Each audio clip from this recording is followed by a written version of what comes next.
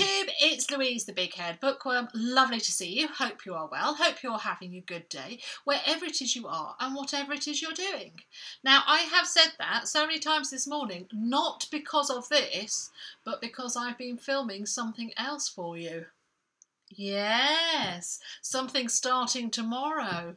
Yes, I'm not going to say any more than that, but starting Saturday the 1st of December, there is going to be a new series that will be coming to your subscription channel.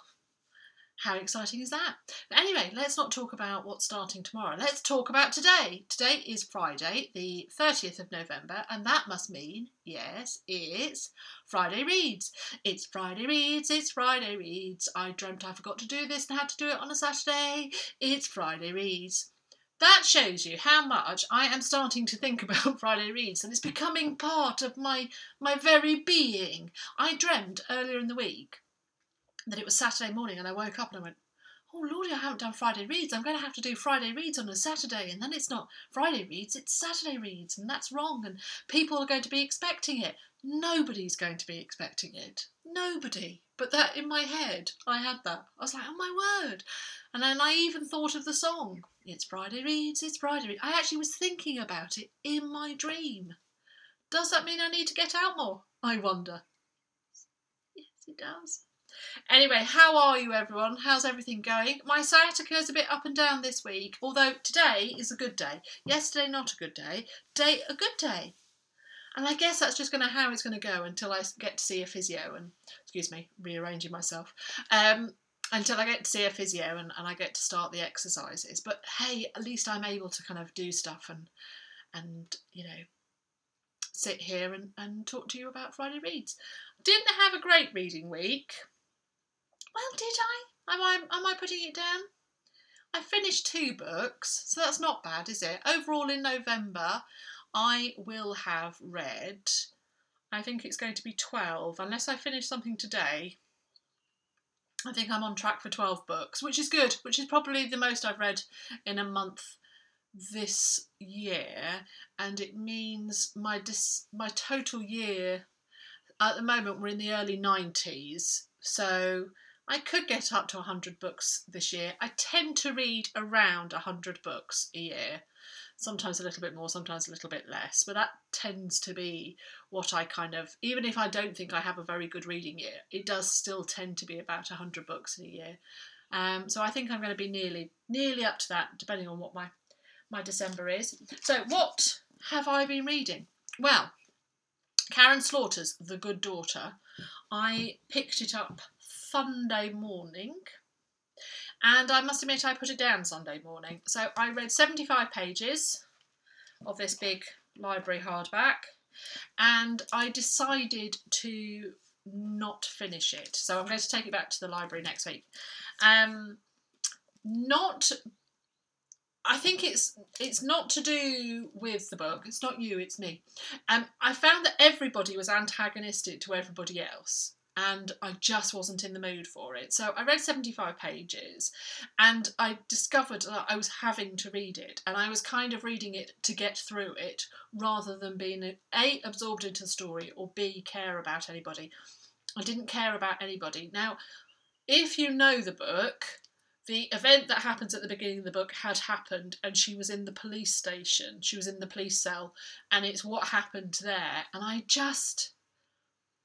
everybody was antagonistic towards everybody else, and I just wasn't in the mood for it. So whether or not it's one of those books I'd come back to later, I don't know. And I can understand if you carried on and you get hooked. It might be that, you know, you carry on another 50 pages and it's brilliant. I could see that potential. I have heard both good things and bad things about it, so I can see either way. I think it's one of those that either you're in the mood for it and you get it. Karen Slaughter as an author is quite violent. She is quite near the knuckle, and the violence is quite unpleasant.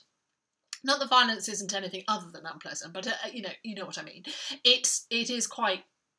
And it was getting me like that, and I wasn't in the mood for it. So I am going to send this back to the library with well, I hope somebody else enjoys it, kind of a way. So let's put that there.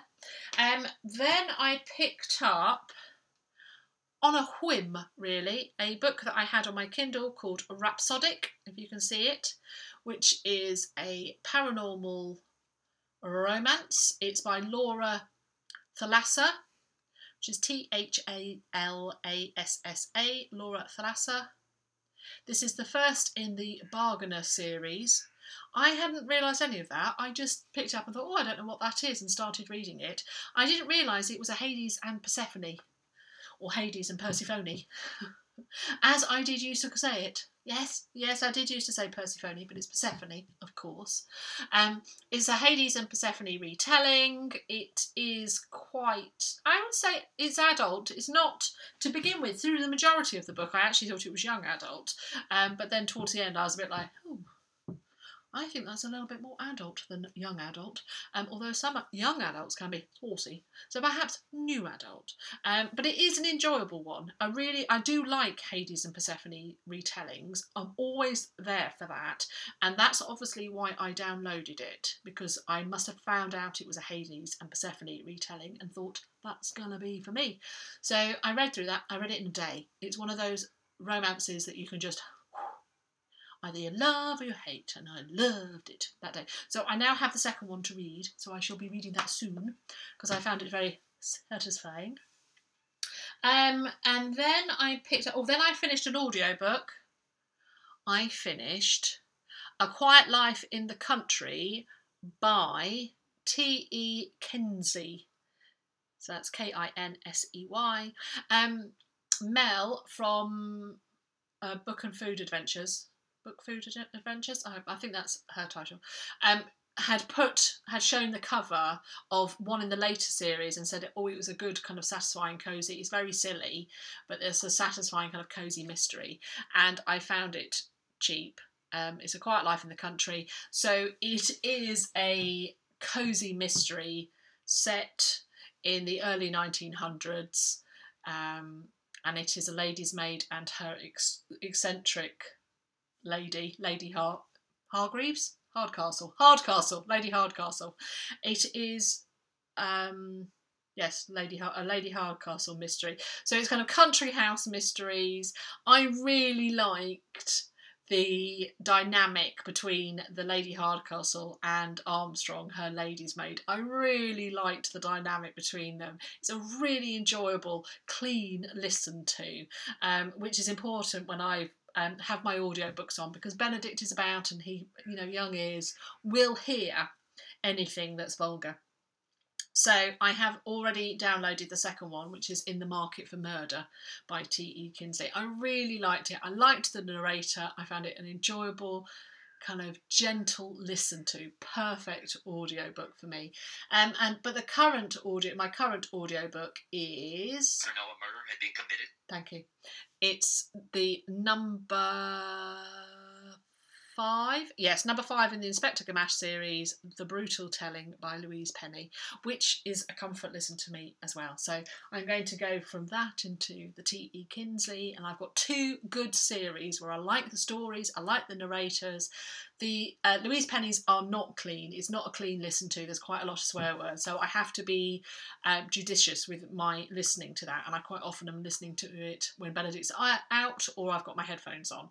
But yeah, I get gripped into the stories of that as well. So some good listening. Got good listening.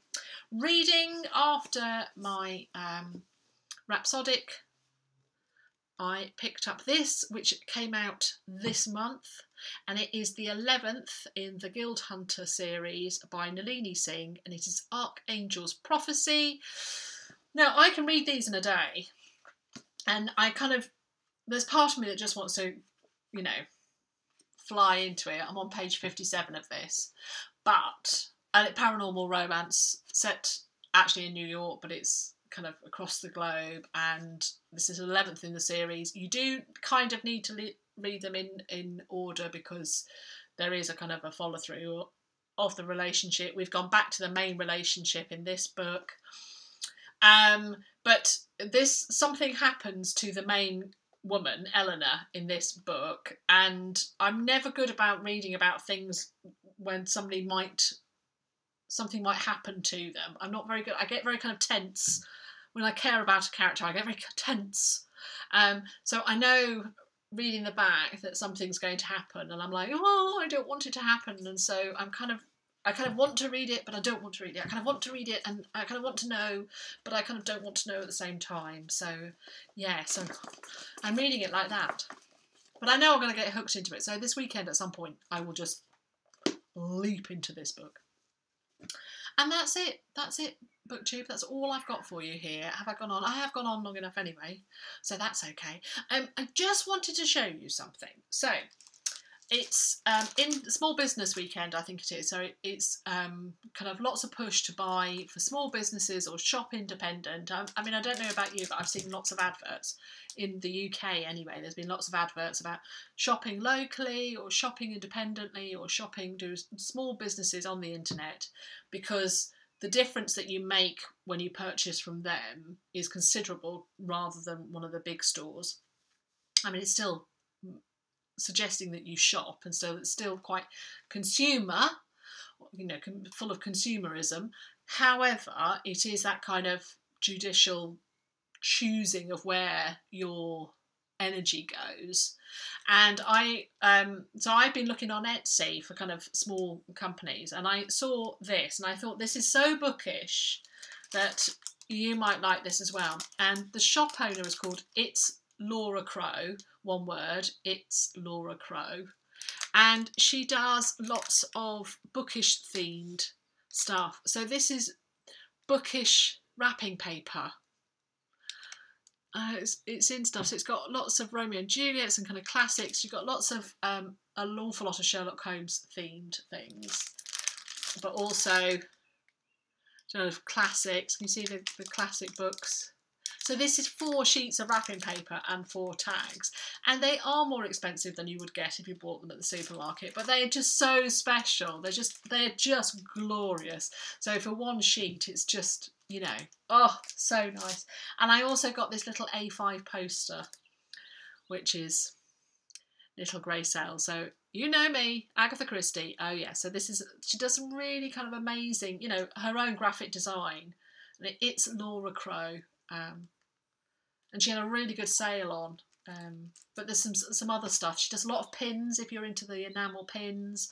She's got lots of classic pins and also Sherlock Holmes pins. I mean, probably if she'd had a Hercule or an Agatha, I could well have gone for it, because I do love them. But yeah, so I just thought I'd show you that as something a little bit different rather than what's out there, and say, I really am looking. I mean, I've actually done pretty well. I'm either making stuff or I've pretty much bought.